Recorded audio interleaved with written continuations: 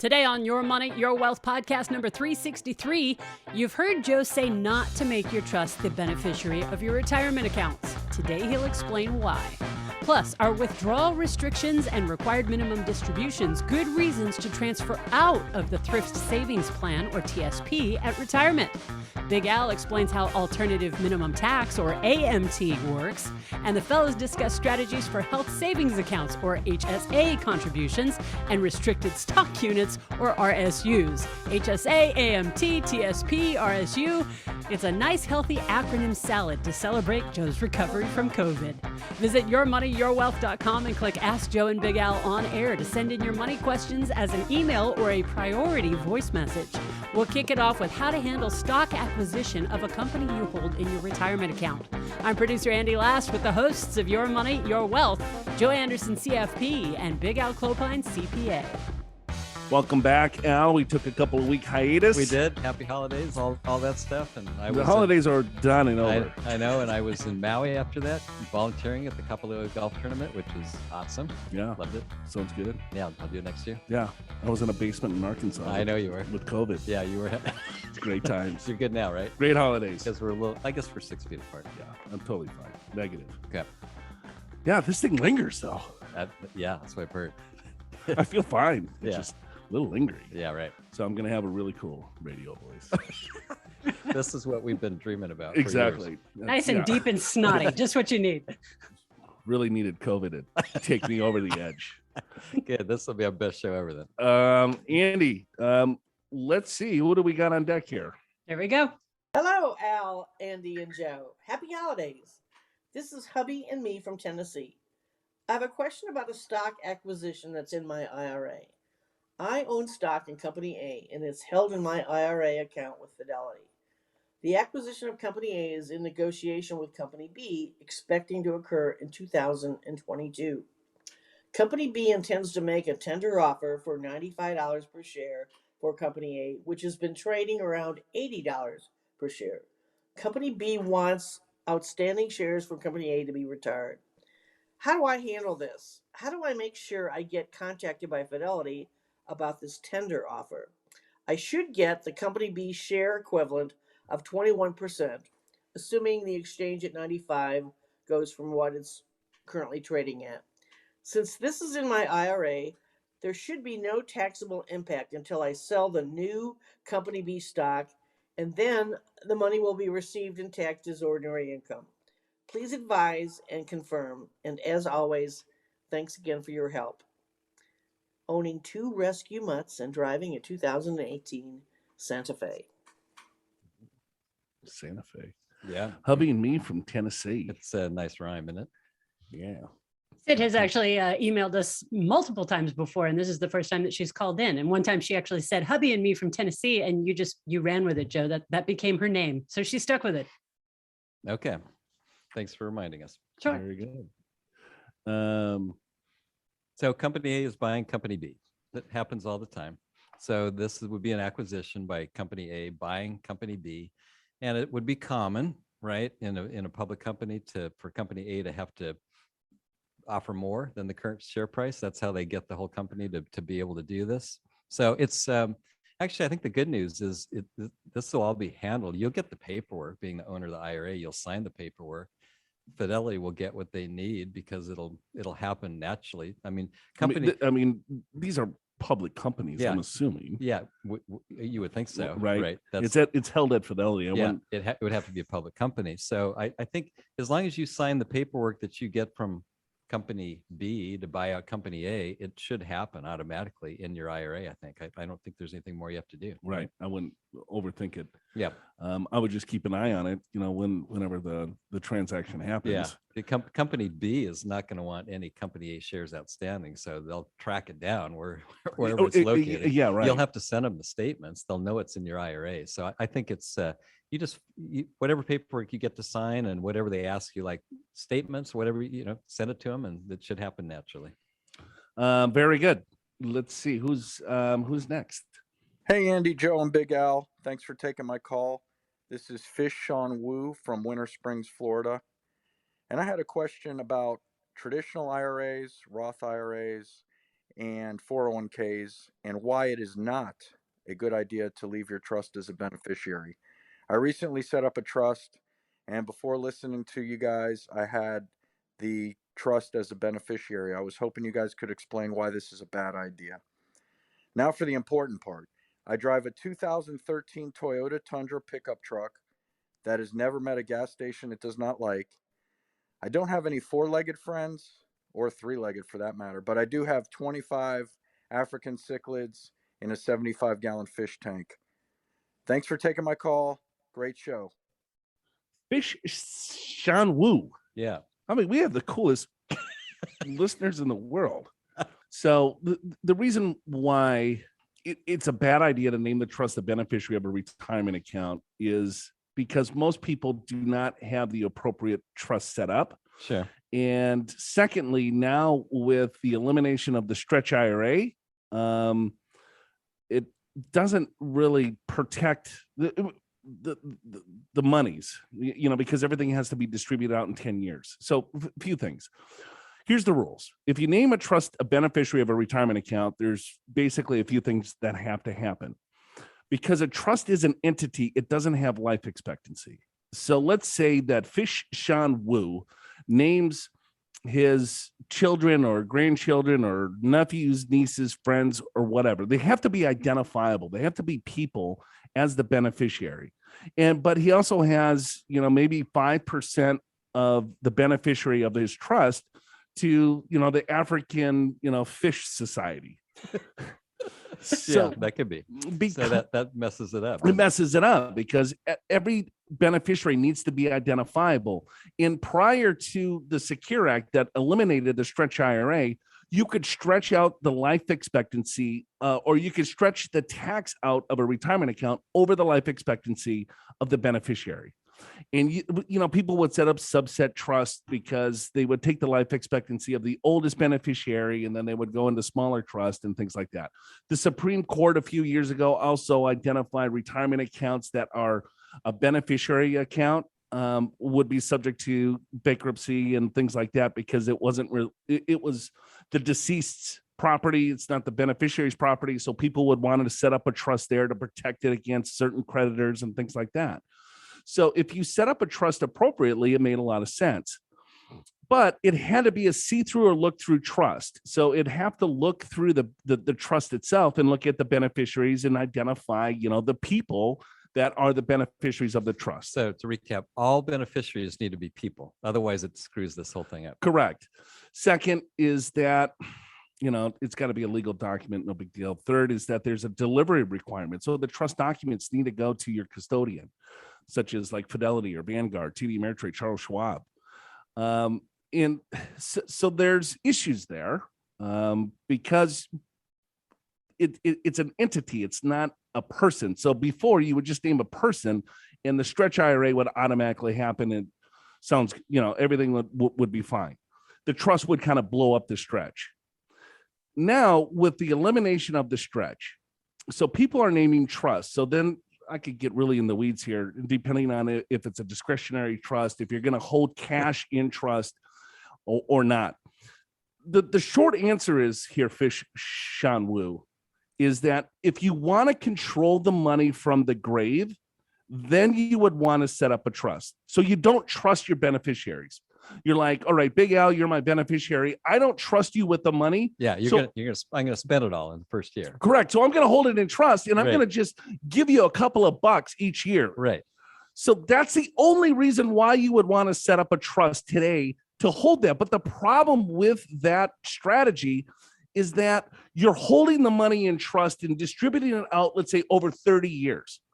But because of the elimination of the stretch IRA, all of the money gets out of the retirement account within 10 years. Right. But it's still held in trust. And now you're going to be taxed at trust rates if you hold it in trust, which the top rate of 39.6 is somewhere of It's $11,000 of income. Yeah, 37%, but Yeah, 37. but it hits 13,000 of income, so it's basically has higher tax rates, and in some ways you could say with the eliminated the stretch, maybe it doesn't matter as much, but you hit the nail on the head on the nail.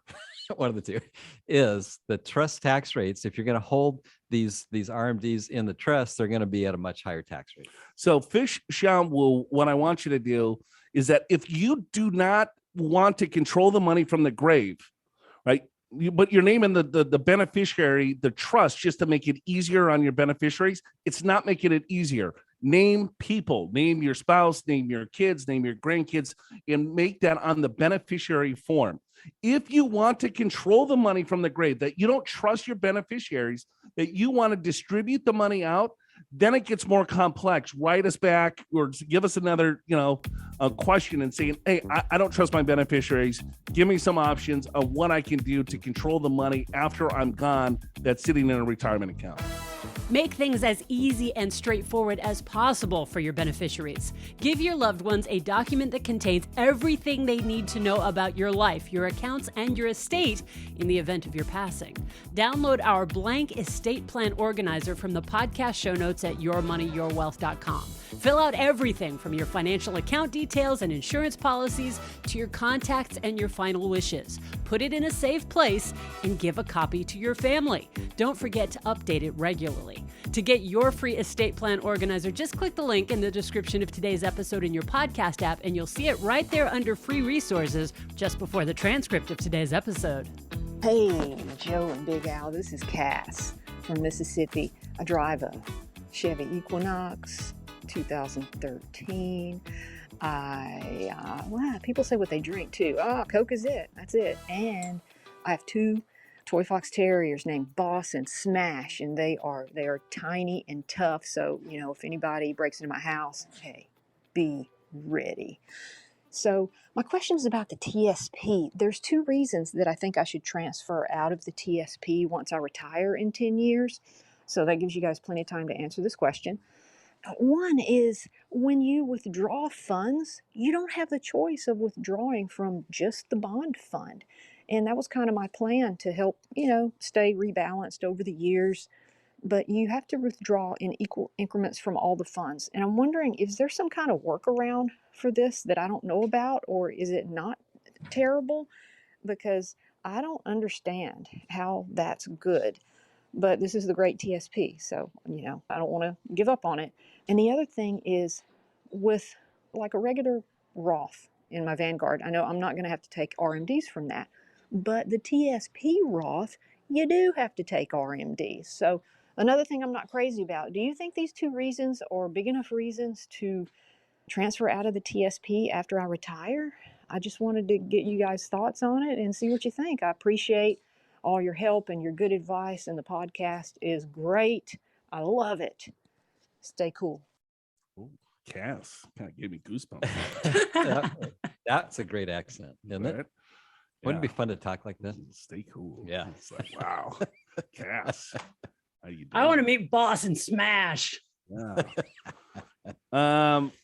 TSPs. So pros and cons. The thrift savings plan, which is a government plan. They have a few options, and people like those plans. Why do they like them? I mean, they're very low cost. Yeah. I mean, it's totally diversified. They're, you can have a small cap index fund and S&P and international. Right? Sure.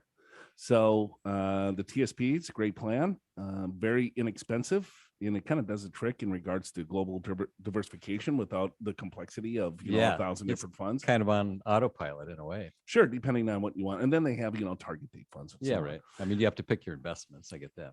So, all right, let's talk about the Roth 401k or Roth TSP first.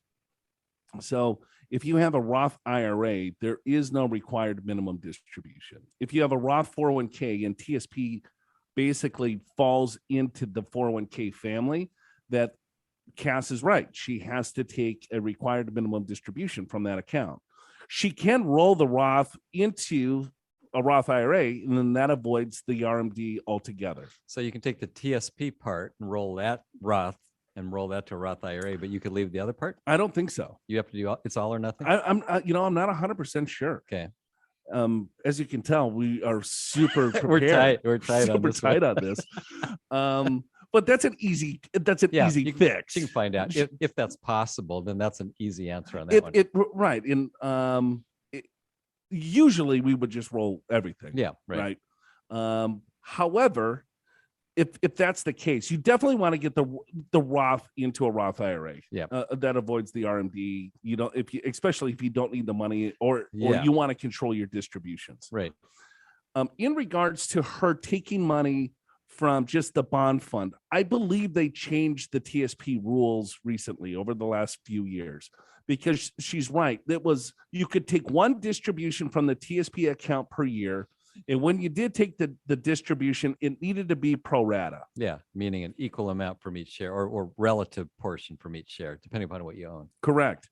Instead of picking and choosing on how you, there's a reason why this plan is dirt cheap. Right. It's simple. And it's kind of on autopilot for most people that don't really understand all this right. stuff. And there's not a ton of people that are, working at the administration behind this. Right. And saying, oh, you just want to take from the bond fund? No problem. We'll just give it for, right. But everything is now getting automated online. And so that should solve this problem. And I believe it did a few years ago when they did change some of the rules. I did not do any type of research or preparation for this show today, so I do not have concrete answers. But and we're not giving advice anyway. We're just chatting. Right? We're just talking about good old TSP. Yeah, and I think that yes, that's what I've always heard too. The TSP, it's inexpensive. They're good funds. They're globally diversified. They're inexpensive.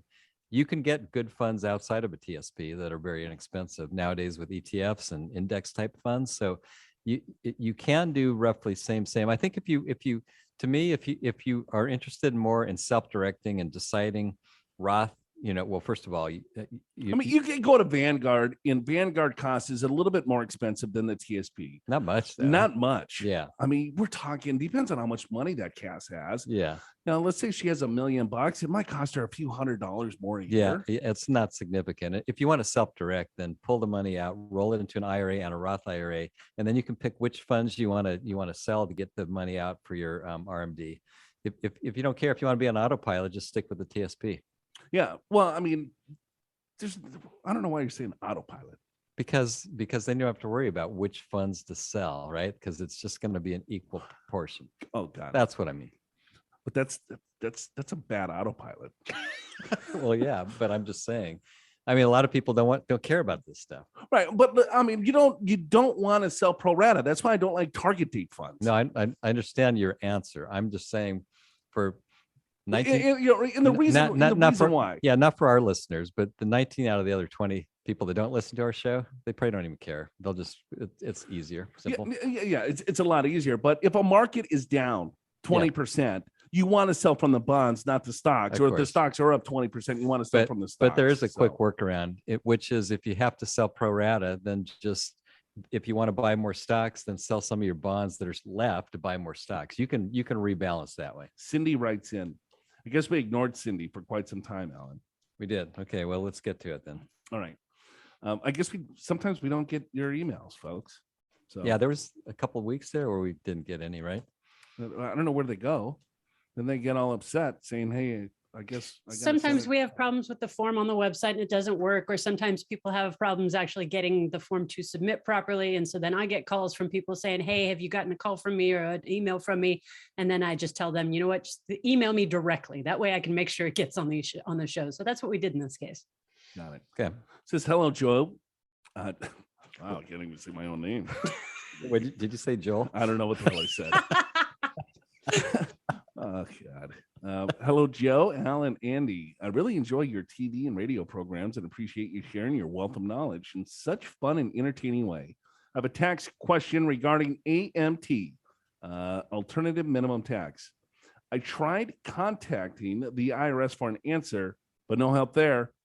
So for year 2013, I paid $25,000 in alternative minimum tax due to exercising incentive stock options after a job loss.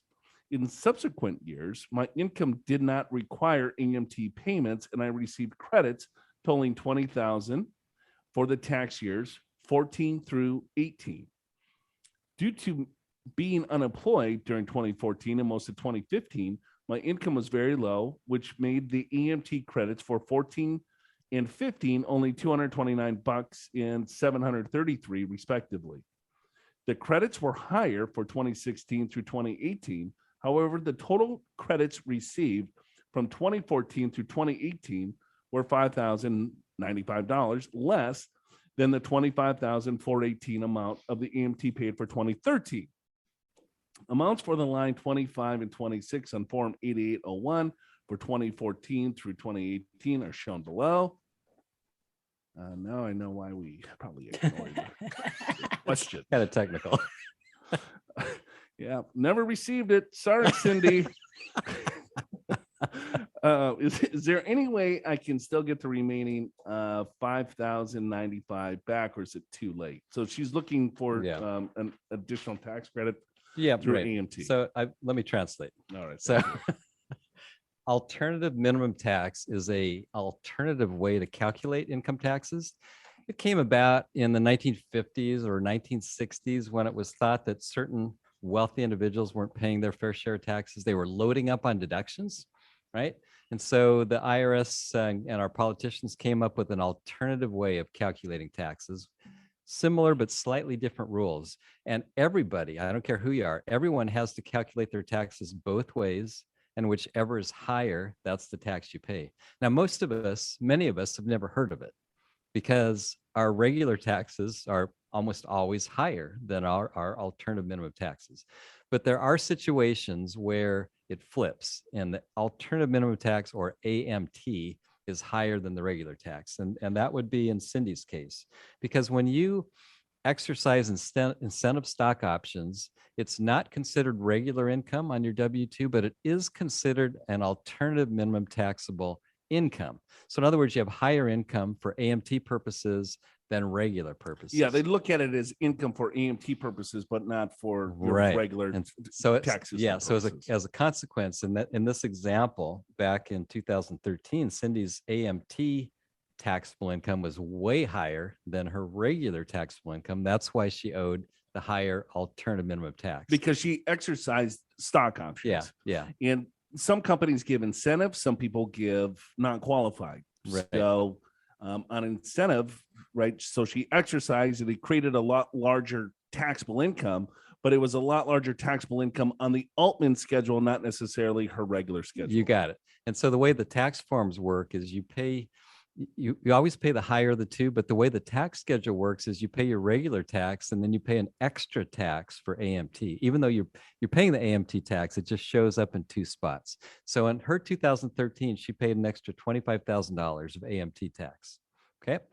Now, because that's what's called a timing difference, in other words, when she actually then sells those shares later, she'll have a higher basis, so she'll have a lower gain for AMT purposes, and this whole thing will reverse, right? And so she'll get this money back, or most of it, but not necessarily all of it. And here's why, is because back in 2013, and Cindy may not have known this, but part of her AMT tax was because of state taxes and property taxes that she paid, or miscellaneous itemized deductions that she paid that are not allowable for AMT purposes and are never allowable for AMT purposes.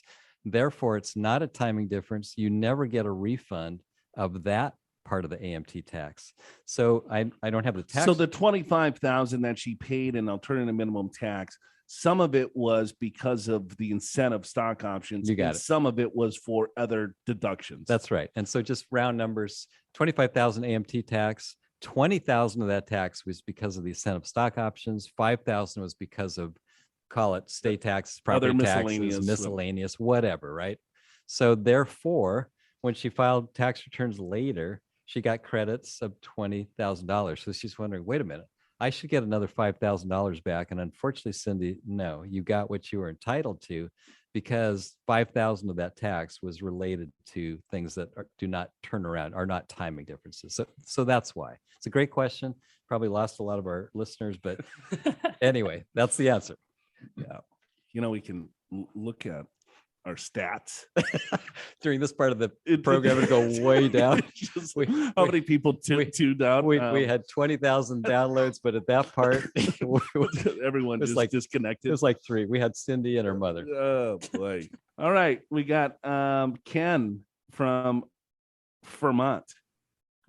Fremont? Oh, or Fremont? I don't know. I was thinking like Vermont, but it's Fremont. Okay. Fremont. Hey guys. Fremont, California. As I began searching for useful retirement planning podcasts last year, I stumbled upon Your Money, Your Wealth and have not looked back. All right, Ken. All right. From Vermont.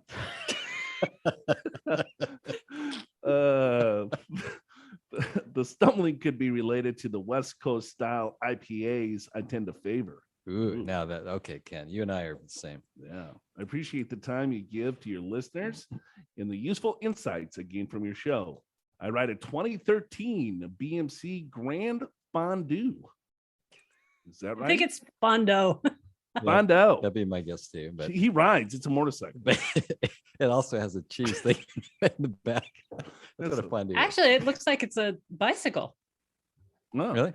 So Yeah. it's like a road bike or let's The see. BMC Grand Fondo. All right. Oh. Yeah, that's a pretty expensive road bike there. Oh, that's cool. Yeah. All right. My wife and I are both 62, and I plan to retire in 2023. She will retire in June 2023, and I will retire in December 2023, which leaves us up to 24 more months to contribute to our employer plans. We contribute a total of $2,700 per month to our retirement accounts, of which only $650, 24% goes into my Roth 457 plan.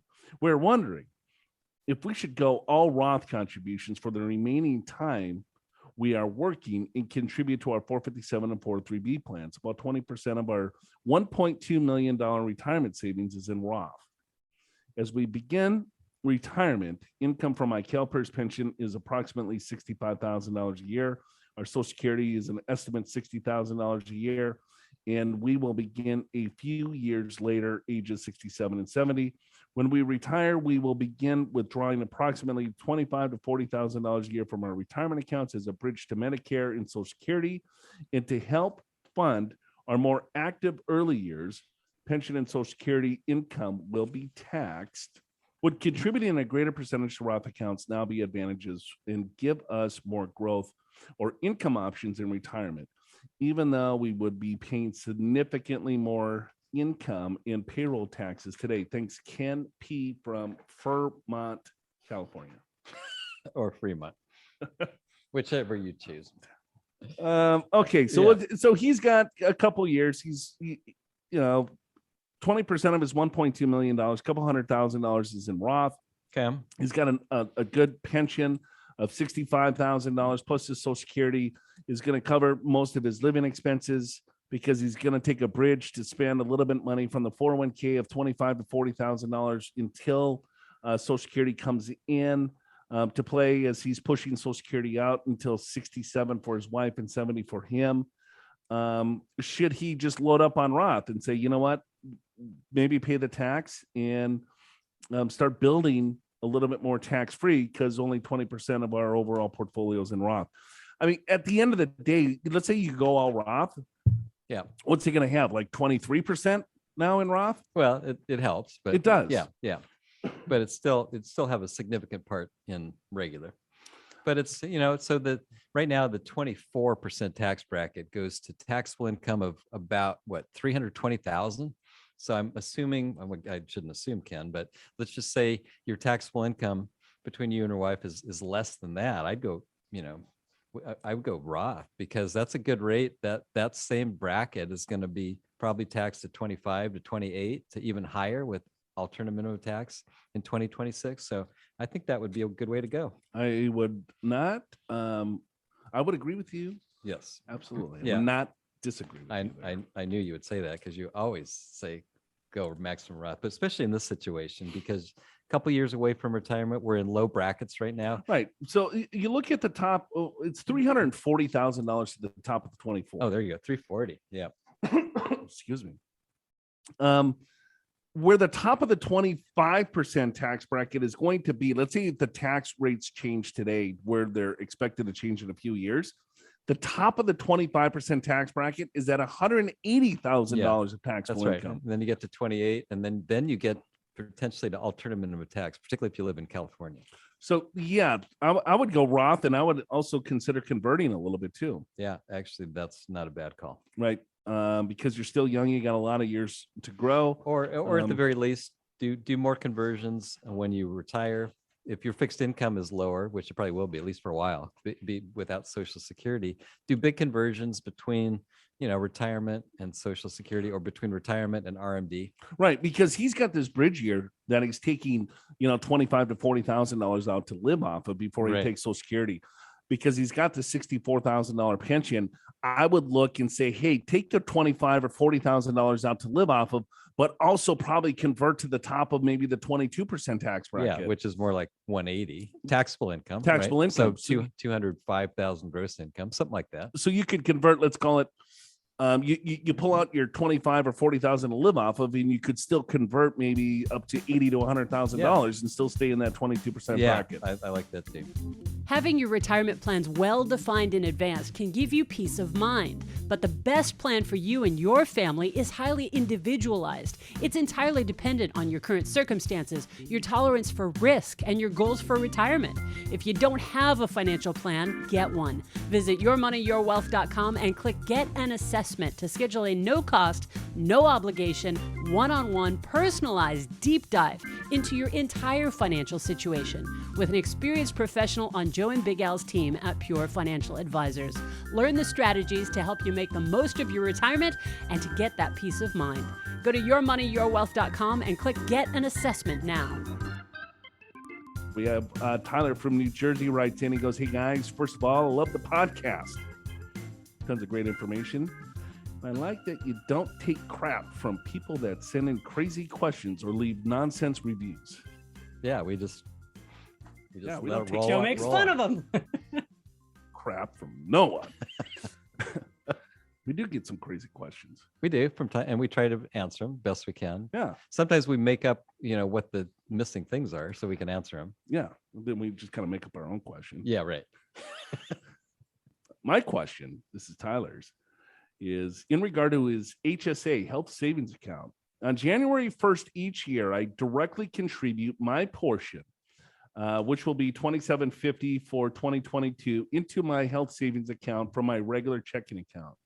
Then throughout the year, my employer contributes their portion, $75 a month, directly into my HSA bank account, maxing out the employee-employer contributions under a self-only plan.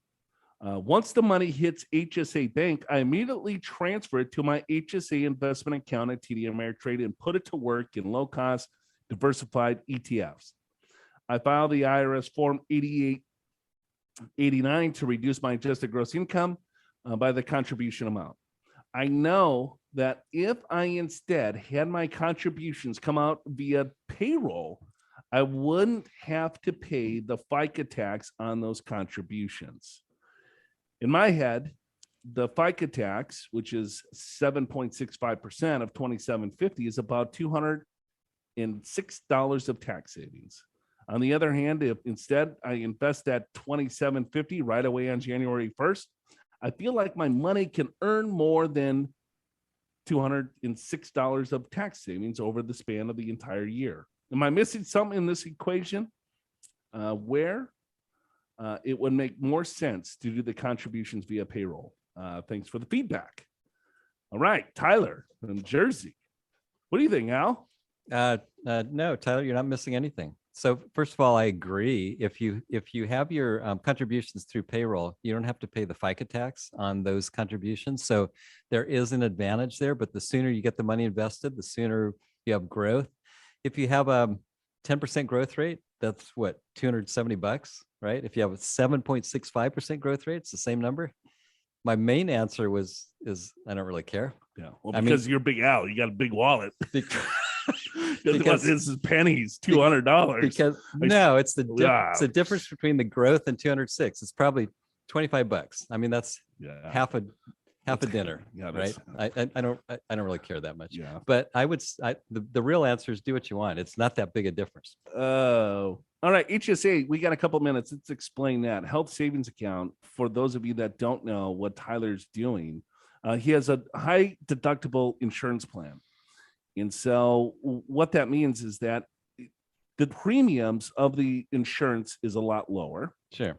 And so you're making up for the savings of premiums, and you are allowed to put a certain amount of money into a pre-tax account that grows tax deferred, in that you can pull the money out 100% tax free if you use it for qualified medical expenses. Sure. So, And it can, you don't have to use it that year. It can grow for decades. right. So what he's doing is like, you know what? I'm healthy. I don't think I'll need this. So he's taking the money and he's moving it like from a checking account directly into an investment account. Right. And so that investment account is growing tax deferred. Sure. And if he ever needs some of that money, it's like another Roth option if it's used for medical expenses. Sure. Or over time, he can just convert that into another retirement account. Because it's even better than a Roth because you get the tax deduction and it's tax free. Yeah, it's a triple tax if you threat. use it for medical. So yeah, it's you get the tax deduction, tax deferred, and tax free coming out if used for medical. But if he doesn't use it for medical, he can just roll it into another IRA Sure. down the road. So check it out. If you have an HSA through your employer, it might be a decent option. Mike from DC writes in. He goes, "Hey, Joe and Al, love the podcast. Keep up the great work." We will do so, Mikey from DC. Well, we'll try. Try. Yeah. I have RSUs vesting. RSUs, restricted share units. Stock units. Thank you. I guess that's the same thing. It just sounded more better somehow. More better. More better. Got it. So he's got some restricted stock units vesting in May. And I've been told by everyone I speak to and read is to sell right away once they vest. I was planning to do so. But during my company's blackout period, where I'm not allowed to buy or sell, the next open trading window would be about a month later. If I sold them then, it would be treated as short-term capital gains that I on any gains I accrued. My question is, should I sell regardless of the short-term capital gain on June 18th or hold the RSUs for a year to get long-term capital gain treatment, but potentially have more risk if stocks go up or down? Also, I participate in my company's ESPP, gets a 15% discount, and wanted to know your thoughts on if I should sell once I get them or keep it for 2 years to avoid high taxes, but similar to RSUs. Potential risk of stock going down. Any help would be great appreciated. All right. So Mike is an executive. He's got some executive comp plans, and he's curious on what the heck to do. So, Alan, why don't you explain RSUs? Restricted stock unit. So that is, you get granted a right to a stock unit at some point in time, and then there's some kind of vesting period, right? 2 years, 3 years, 5 years, whatever it may be. And the thing is, as soon as it vests, it's taxable as compensation. Yeah, it comes right on your W-2. Yeah, right on your W-2. I mean, it could have been granted to you for $1 a share, right? But if it's $10 a share when it vests, you have to pay tax on $10 a share right on your W-2. It gets put right on your W-2. And that's why if you're new to these kinds of things, sometimes you'll have pretty high W-2s because when these things vest, they're fully taxable at whatever they're at the time. This is why, Mike, most people sell. Because they've already paid the tax. Because they can't afford the tax, right? They don't have, it's like income. You got 100,000 of income, 50,000 of income, 200,000 of income that you didn't have any withholding on because it's not dollars, right?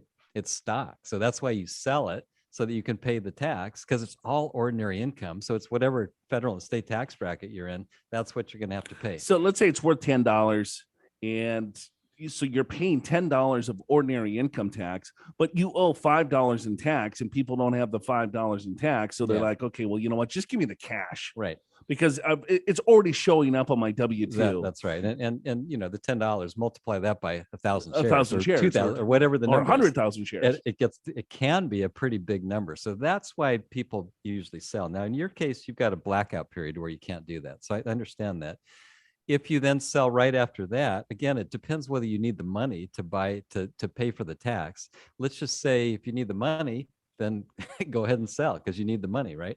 So there might be a little bit of additional ordinary income if it went up further from that point. So what he's worried about is that he's already, let's say it's $100 a share, and he has a 100,000 shares, Yeah, right? So it's a big grand, big for him, number, big yeah. number. Yeah, And so that's a big wallet. there. yeah, that's giant. I wish I had Mike's wallet. So he's going to have to pay tax on that $100 a share, depending on how many shares that he has. Yeah. Right there on his W-2, it's going to show that's right. up. That's right. But he can't sell the shares until a blackout period. Sure. Right.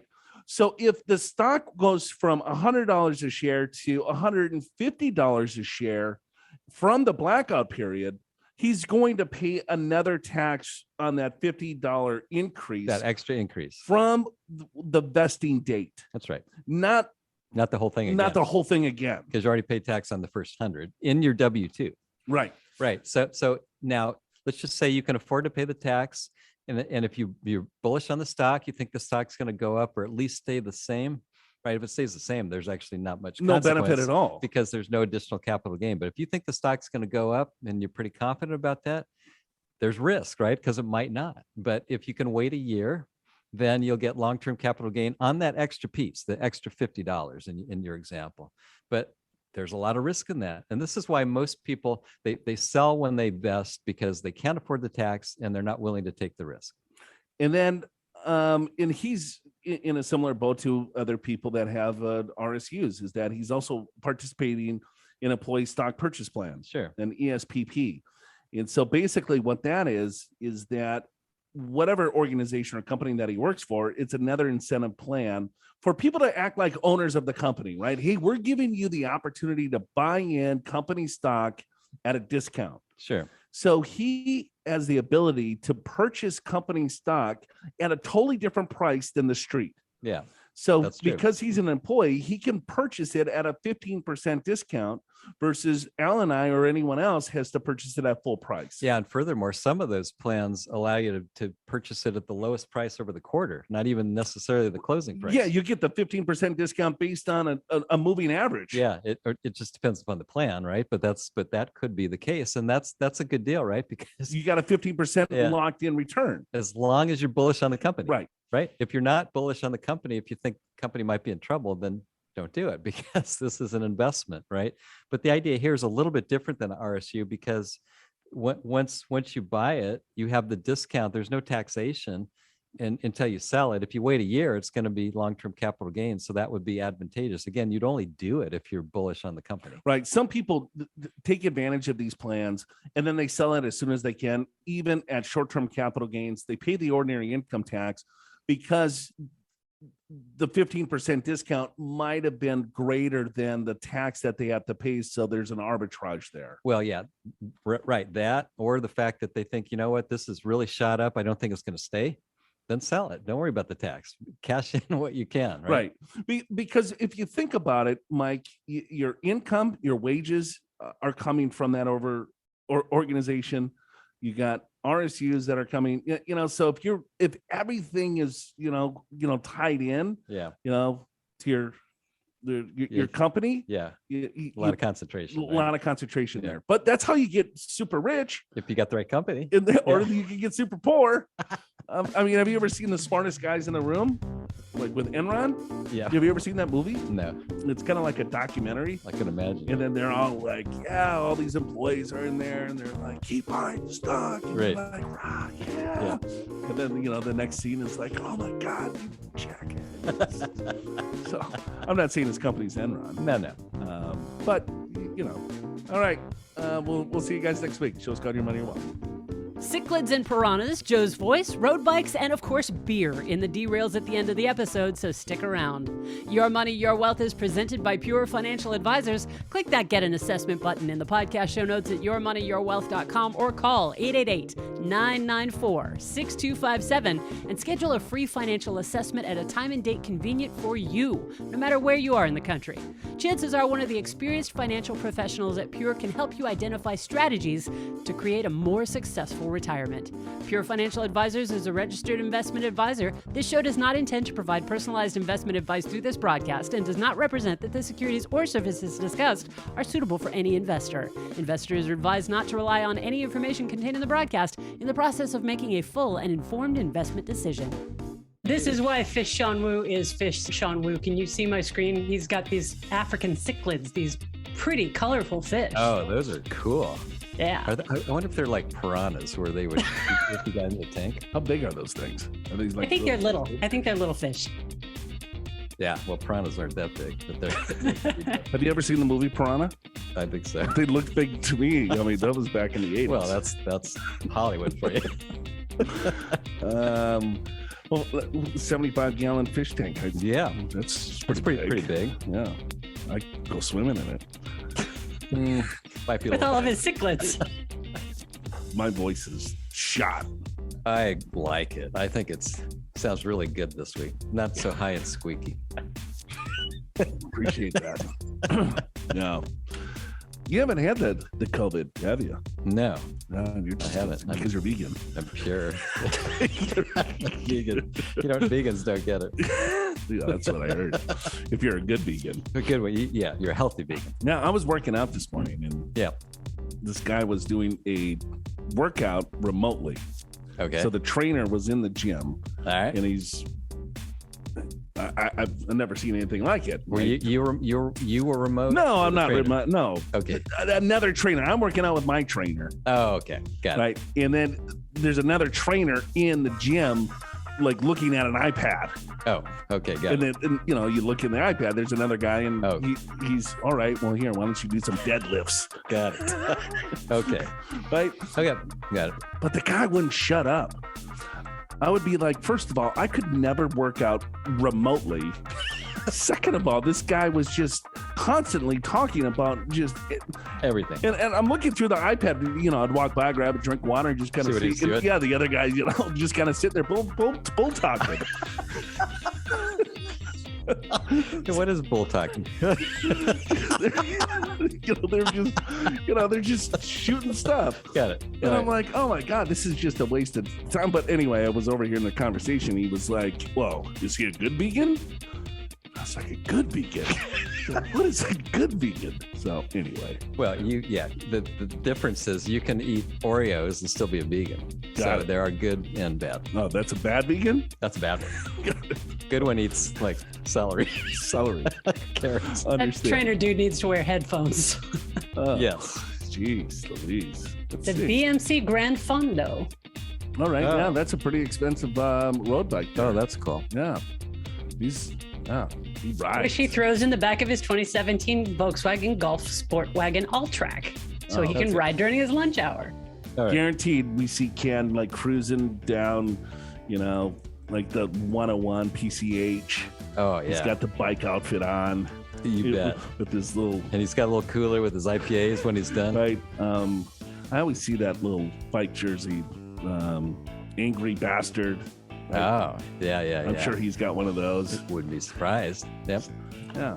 I can just picture Ken right now, just cruising, listening to the little, Okay. with the earbuds. Okay. What did I say? Arrogant bastard. Did I say something? You said angry bastard. Oh, Well, close enough. no. Well, if you're arrogant, you're angry. I call it Fremont. I know you do. Fremont. I kind of like that name. I love it. It sounds like a cool place. Get a road bike, Yeah, get right. my arrogant bastard road jersey, and just cruise, man. I can picture it. It just sounds like a beautiful place. Right. Like Fremont is kind of sounds hipster. Fremont sounds like That sounds different, doesn't it? It sounds like badass. yeah. Half a dinner. That's your half a lunch bill for you, and you. Oh, I go out for the big lunches. Yeah. Yeah, okay. IPA lunch. Well, IPA lunch. I don't do that. I do have IPA happy hours though. Got it. I favor the, since I'm in California, I favor the citrus, the kind of the hazy IPAs. Never had one. Yeah, you would like it until the next day. You would love it till the next day.